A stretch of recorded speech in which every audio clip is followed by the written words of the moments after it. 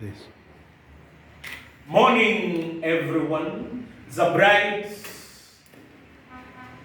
bright, shining morning here in Kapsabet. And allow me to take you through the gist of a class that is called the Theology of Development. Let me begin by saying theology is an inquiry or a study of God based on God's general revelation in nature and God's special revelation in Scripture. God's special revelation in Scripture, and also based on church history, church tradition, and human experience. Therefore, theology is a field of study. Now, let's look at development. There are people who understand development in different dimensions and perspectives. As an economist, I have a brother who is an economist. He's called Alex DeSosi. He tells me that the indexes of looking at development and growth includes GDP, gross domestic product. It includes the income of families, the per capita income of families. But I want to say there are people who look at development in terms of social development. The giving of handouts are seen as a form of development, and sometimes the church is good at that, giving alms and support to the poor. But sometimes it leads to what we call dependency syndrome. There are people who look at development in terms of economic development, the building of infrastructure and systems. But I want to tell you, it is not holistic and sometimes not sustainable. I want to say that the theology of development is a subset of theology that commenced with this World Council of Churches, as they looked at how the church was going to be involved with the contemporary political, social, and economic situation in the world, making the church relevant.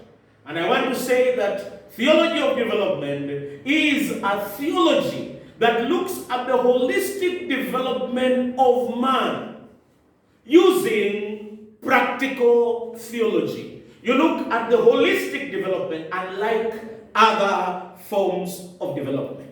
Let me begin by saying, how do we define development? According to Right Reverend Westonga, who was a bishop of Maseno West, development is multiplication of resources and services. It could include giving birth, developing of roads, but it entails multiplication of resources and services. Motongu, one of the scholars, Anglican scholars at St. Paul's University, Limuru, looks at development as harnessing the resources, the God-given talents and abilities, so that a human being can fulfill their potential. But I want to say, development is creating a social environment that enables human fulfillment in all its aspects. Creating a social environment that enables human fulfillment in all its aspects. It includes the spiritual, caring, creative, social, aesthetics, morals, and economics. All these dimensions are looked at when you look at the theology of development. And I want to say, at the core of the theology of development is the concept that man was created in the image and the likeness of God.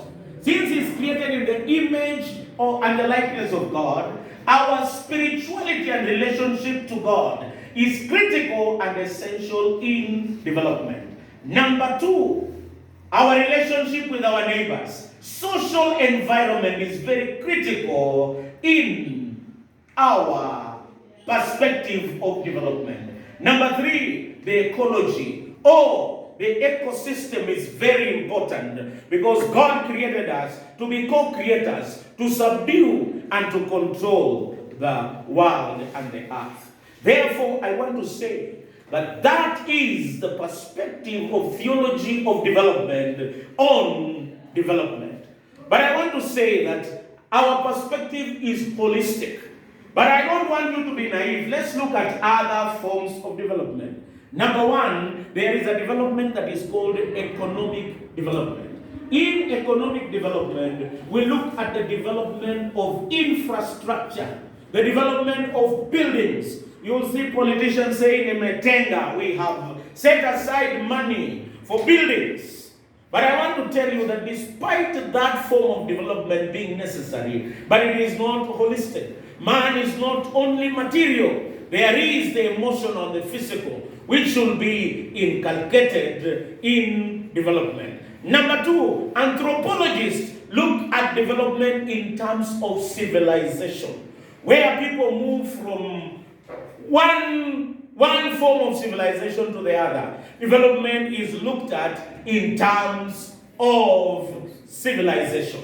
How do the Marxists look at development? The Marxists, you remember Marxism is from Karl Marx, and later it was implemented by Lenin. But Marx says that the hindrance to development is exploitation. Exploitation of the proletariat, the workers, by the bourgeois. The bourgeois is that community that owns resources. Therefore, for development to happen, this exploitation must be completely obliterated. But I must say that the Marxist view of development is sometimes utopian. Because as we live in this world of fallen nature, with fallen human beings, full of sins, mistakes and infirmities, definitely there will be exploitation. But they envisage development where there is no exploitation. When they look at the person who makes these tables or chairs in a workshop, how does the owner of the workshop own anything? Because the labor is produced and he gets the profit. And this laborer is paid a pittance. Therefore, the Marxist cry was workers of all world unite.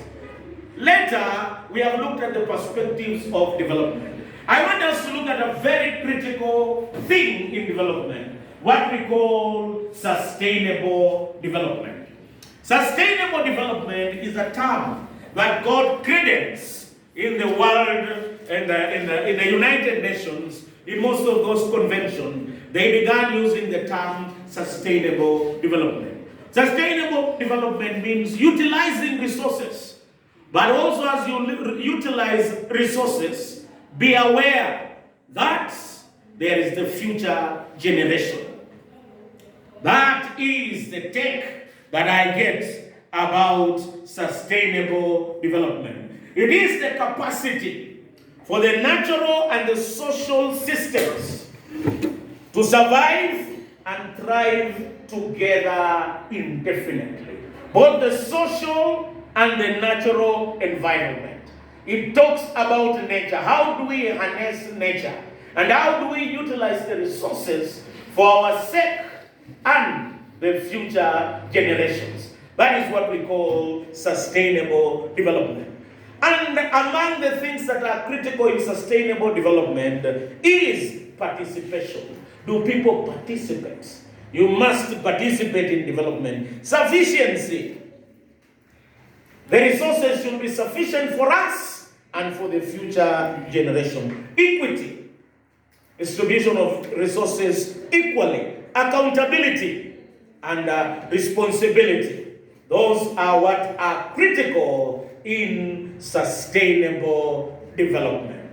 And I want to say that we talk always about sustainable development.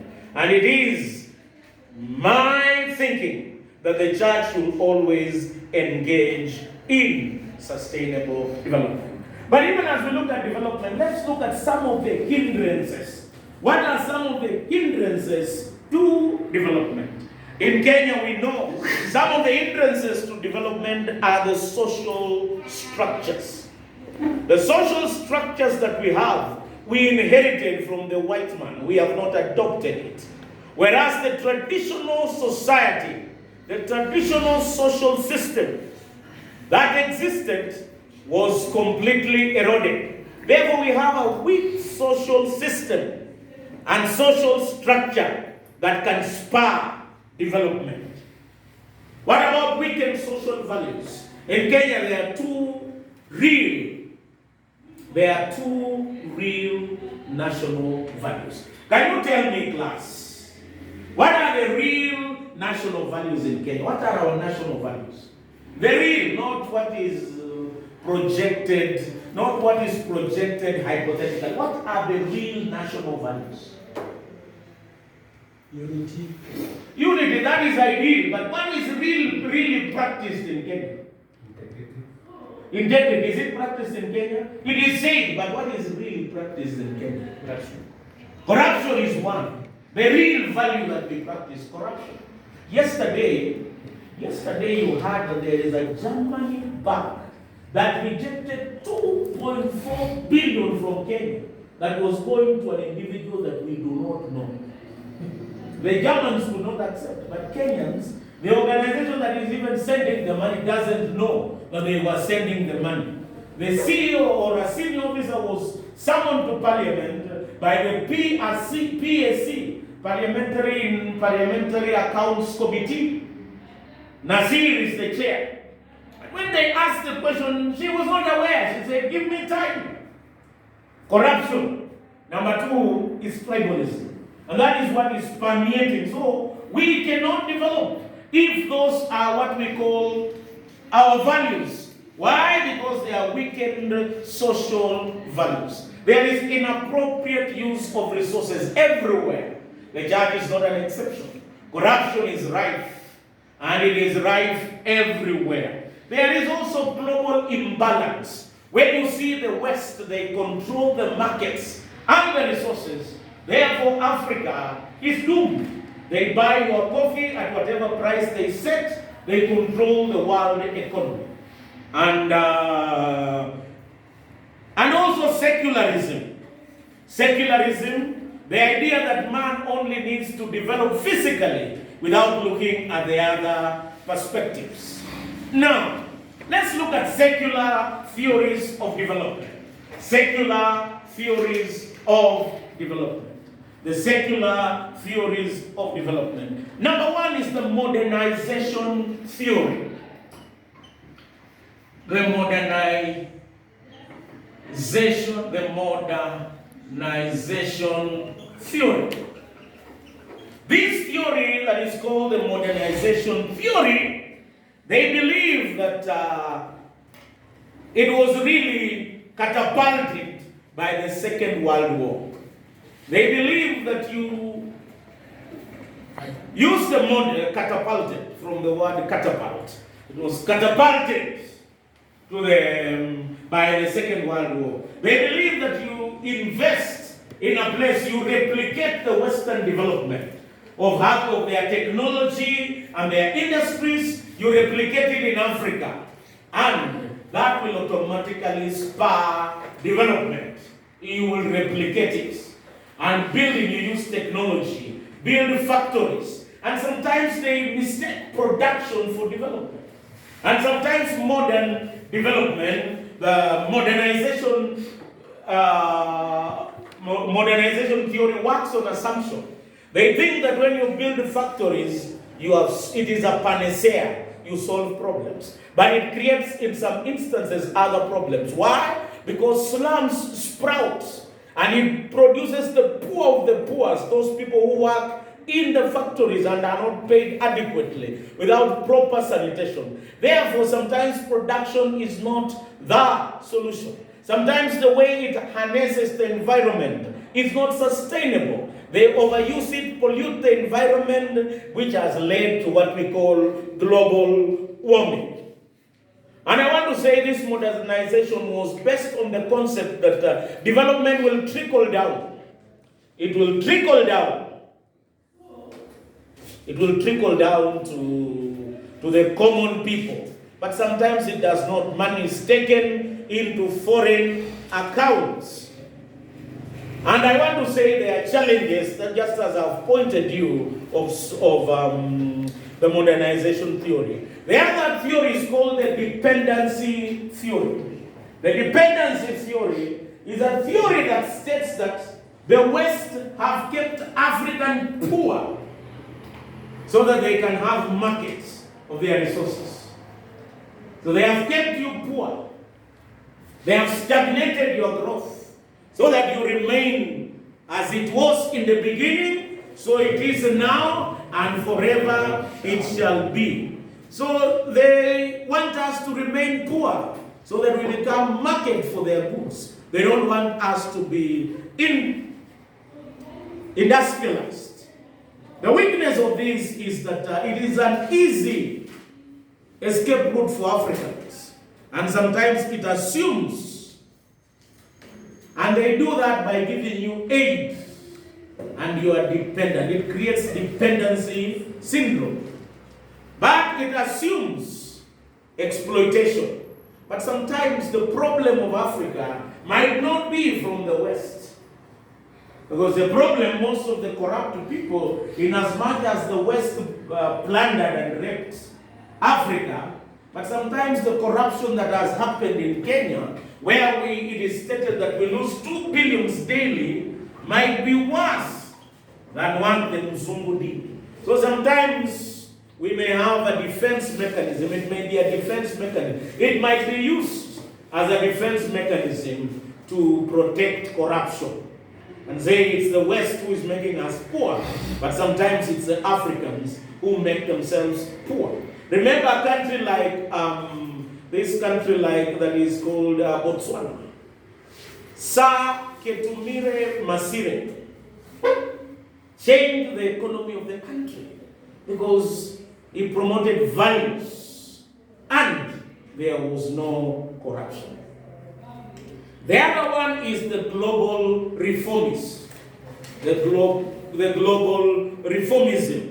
That is the new international order. So it depicts that the poorer countries should receive a fair share of the national pie. And it wanted to challenge the status quo. But I want to tell you better terms. It proposes radical changes to the system, to the economic systems of the world. But the thing is good in the ideal, but in the reality, it is completely terrible. It cannot work. Now, let's look at some other forms of approaches to development. There is what we call top-down or trickle-down. There is it's assumed that when you when you invest on very potential areas or develop certain individuals, it will trickle down to the community. There is the growth pole approach to development. That is where there were key areas of development, like in Kenya, key areas like Trans Nzoia, because Kenya was considered, agriculture was considered the mainstay, is still considered the mainstay of our economy. So you develop Kitale, where there is maize farming, and Kericho, and these areas, and Kiambu. That's why better roads were built there. And we expect that as we develop these growth poles, it's going to trickle down to other areas, and there will be real development. There is grassroots development. This grassroots development is aimed at lifting people up and improving their situation. Another approach to development is fair trade, where you promote fair trade so that goods are sold from these poorer countries to the richer countries at a fair price. There is regional development where you focus on certain regions that you consider are highly productive and expect that this development will go to other areas. There is the export-led growth and development. The export-led created things that were called export processing zones. Export processing zones were good in the sense that they spurred development. But whether they were sustainable or not, that is a question that we need to look at. Import substitution. Instead of importing, you try to substitute by things that are produced in the country. But sometimes it's not sustainable because maybe the cost of production is high. Like fish from China is cheaper than fish from Kisumu. Sometimes, do you know that maize from South Africa is cheaper than maize from Kenya or even Uganda? Why? Because the cost of production is very high. There is free in markets, and there is the UN development goals. Goal one is to eradicate extreme poverty. Achieve universal primary education, UPE. Promote equality and empower women. Gender equality and empower women. Reduce child mortality. Improve maternal health. Combat HIV, AIDS, malaria, and other diseases. Ensure environmental sustainability and develop global partnerships. Now, in all these matters, where should the church be involved? Should the church be involved in development? Let's look at the church. Should it be involved in development? Just as I said, the theology of development started with these world churches of council and other Christian organizations, where they thought that the church, as the salt and the light of the world, have a responsibility to be involved in the social, political, and economic lives of the world. Number two, we believe that theology of development talks about holistic development. Holistic development. Man in his entirety. When we develop, we must develop physically, emotionally, spiritually, socially. And the church will be involved. The other models of development that are not secular, there is what we call transformational development. Transformational development is based on kingdom theology that rule and subdue the earth and the world as a divine mandate. There are two mandates that God has given humanity. Number one, there is what we call the Great Commission. Number two, there is what we call the cultural mandate. So the Great Commission is supposed to go into the world and make disciples. This we are doing. But the cultural mandate is for us to harness and utilize the resources to develop and improve our welfare and our well-being. Therefore, I look at this cultural mandate. The church has a cultural mandate to be involved in developmental matters and to be involved in holistic development. Most of these secular approaches to development, be it Marxist, be it the Freudian model of development, be it the modernists, be it the fair trade, it does not look at the individual holistic. Therefore, the church has an obligation to look at development holistically from all dimensions and perspectives. And I want to say that the church, long time ago, there was the traditional role of the pastor. Can you tell me what is the traditional role of the pastor? What is the pastor supposed to do? You are training as pastors. What are you supposed to do as a pastor? Cleansing. Preaching is the traditional role of a pastor. What else is the traditional role of the pastor? Cleansing. Praying. They are preaching, praying, or even conducting liturgical services. Be it funeral, be it weddings, liturgical services. That's the traditional role of the pastor. Yeah, a mediator. Being involved in reconciliation. That is the work of a pastor. Offer sacrifices. Exactly. Or they offer liturgical services and distribution of the sacraments, which are of baptism and Holy Communion. The Catholics, they have 7 of them. You know them. That includes extreme unction, they include ordination, they include confirmation, they include marriage and penance. So those are 7. So that's the work of priests, the traditional role. Another thing that you did not say is administration. We do a lot of administrations as pastors. Take care of meetings, bulletin, and plan programs for evangelism. Is the ambassador of the church in the community. And also pastoral care and visitation. Like today, you have to do some pastoral care and visitation. Because that is what pastors are supposed to do. But looking at the development, the theology of development, there are extra responsibilities of the pastor. And we look at people-centered development.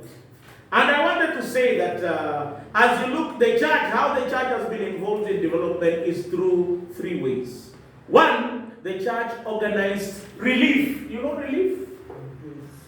Relief is what? When we heard of a disaster, the Bishop of Sacraments and other bishops organized for food to be collected by Christians, and they took it to the victims of the landslide that happened in a place called Tamka in West Pokot. They took food and clothes. All saints have always been doing that. The church has been involved in development through what we call relief. Number 2, it's not only relief that the church has been involved. You will see that relief is short term. The church has also been involved in what we call not only relief, they have also been involved in community development. The church has been involved in community development. And more often than not, they have organizations like Anglican Development Services, ADS, that is involved in community development. The church also engages in what we call transformational development. And number 4, there is what we call people-centered development. Or, my friend Peter, I have a friend called Peter, they used to have a term in ADS that was called POP.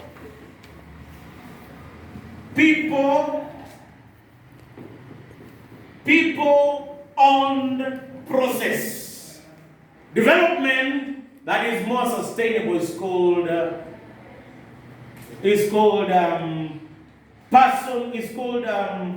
people-owned development. The development that is called participatory development, where you ensure. But before I go to that, the pastor, what is his role in all that? Number 1, the pastor empowers. He empowers the community to know their rights and responsibility. He empowers them to know that they can change their situation without creating dependency syndrome. Participation. Development is critical. In participatory development, the people should participate so that it can include, so that it can create ownership. I remember a story of an organization that went and built classes somewhere that was developing. They built classes or classrooms. And now they wanted the community to participate. They told them, go and buy padlocks, which was 150 shillings. They said, no. We were not involved. We did not participate in the decision of building the school. So that school is yours.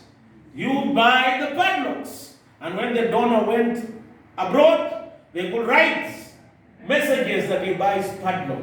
The problem with that form of development was you decided for the people, put up a structure, you did not participate, there is no ownership, and there is no participation. That development does not work. How often in churches do vicars sometimes claim to be the vicar in charge, and they do not allow people to participate? Once they leave the parish, the development does not continue. Why the people did not participate?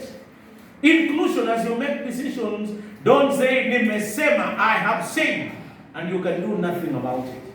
Participation, inclusion, self-determination, and partnership. You must incorporate this in participatory development.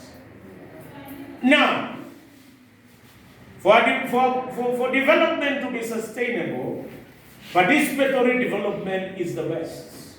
And it involves people owning the projects.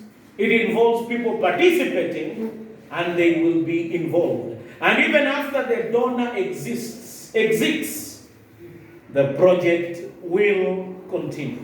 Now let's look at some aspects of development. Poverty. Poverty is an aspect of development. It's a real aspect.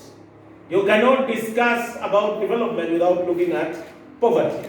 And some of the causes of poverty in Kenya: limited economic diversity. Like in Trans Nzoia, we have what we call monoculture. People plant maize. It leads to lack of food security, but it also perpetuates poverty.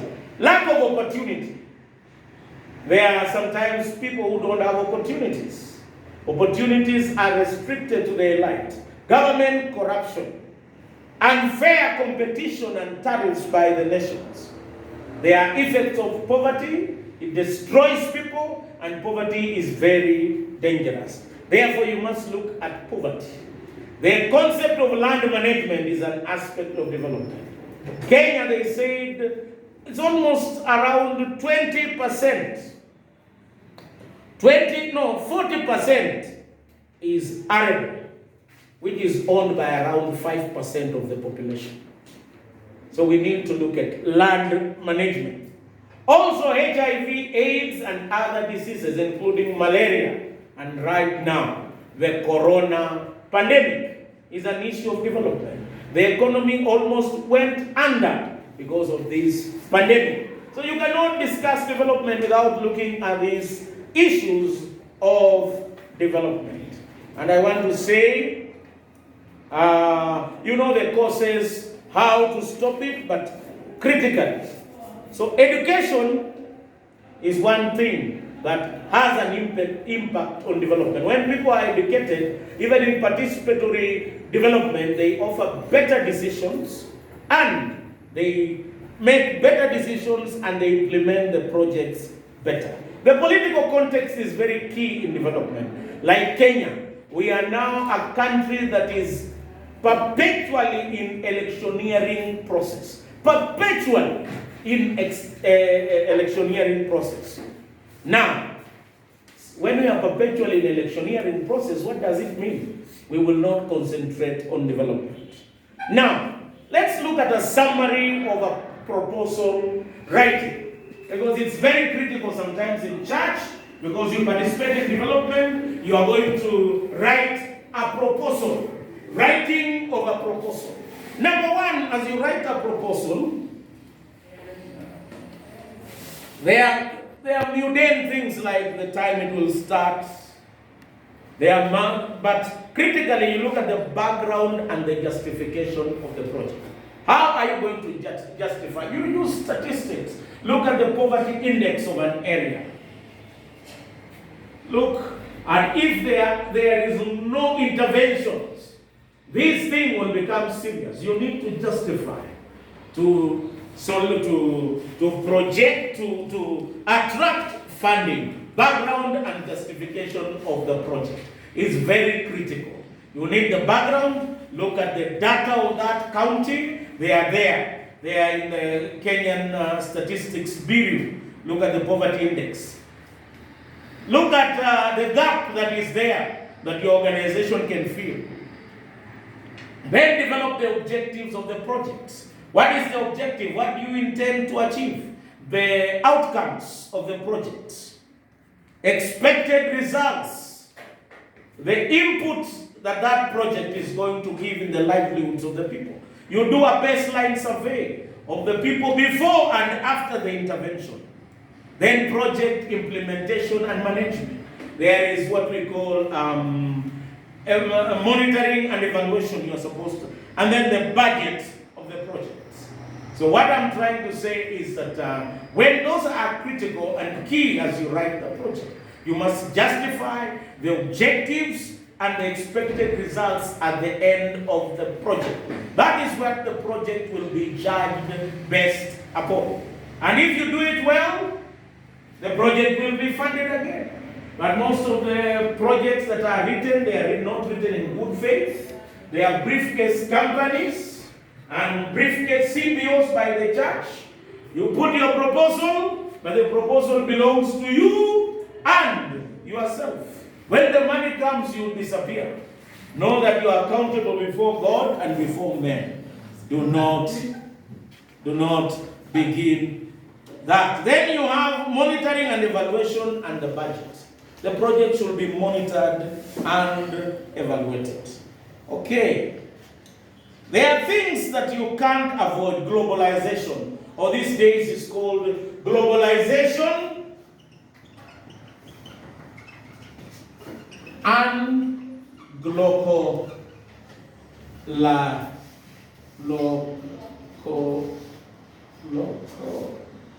localization. You look at gender issues. You can't forget gender issues as you do development. It should be inclusive of men and women. Now, as Christians, we look at development in terms of God's creation. We look at it in terms of God's creation and human stewardship. We are created in the image of God, and we are supposed to make an impact. And even Jesus, by his incarnation, participated in development. What is critical is stewardship in development. Stewardship means that every resource, everything is owned by God. Kila kitu ni ya Mungu. Psalm 24 verses 1 it says, the world and everything in it belongs to God. And let's look at, in stewardship, we look at offices, duties, and obligations of the steward.